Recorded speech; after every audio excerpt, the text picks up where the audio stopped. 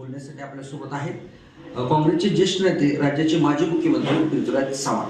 बाबा काय सांगाल, मोदींची मुलाखत टीव्ही नेटवर्कने घेतली आणि त्याच्यात त्यांनी पवारांच्यावर हे केलं की ते या वयात कुटुंब सांभाळू शकत नाही तर राज्य काय सांभाळणार. मला अत्यंत दुःख होतंय की माझ्या देशाचे पंतप्रधान जनतेच्या मुद्द्यांना हात घालण्यापेक्षा त्यांनी दिलेली आश्वासनं का पूर्ण करू शकले नाही.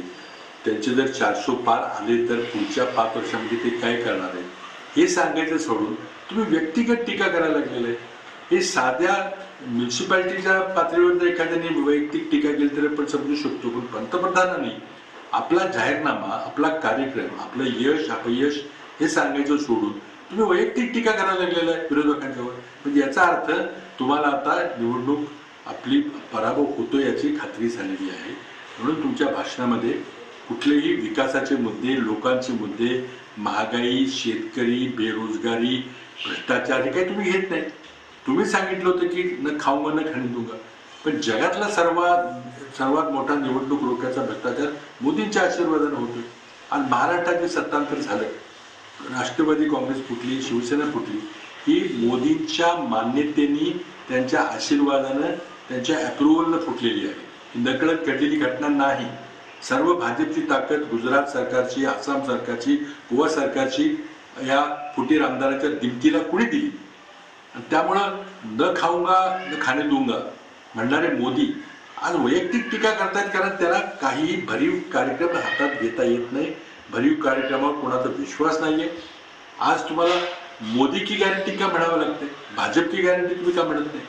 तुम्हाला व्यक्तिस्तव वाजवायचे, तुम्हाला हुकुमशाहीकडे तुमची वाटचाल आहे, हाच आमचा आरोप आहे.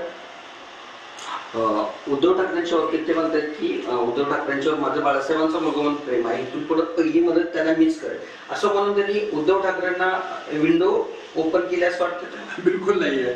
माझं पुन्हा तेच म्हणणं आहे की तुम्ही लोकांचे प्रश्न घेत नाही, महागाईचं घेत नाही, बेरोजगारीचं घेत नाही, शेतकऱ्यांचं घेत नाही, भ्रष्टाचाराचं घेत नाही, वैयक्तिक तुम्ही मुद्द्याला हात घालताय, सहानुभूती मिळवायचा प्रयत्न करताय. पण आज तुम्हीच उद्धव ठाकरेंच्या पाठीत खंजीर खुपसायला मदत केली. आता तुम्ही त्यांना मलमपट्टी करायचा प्रयत्न करताय. कोण तुमच्यावर विश्वास ठेवेल.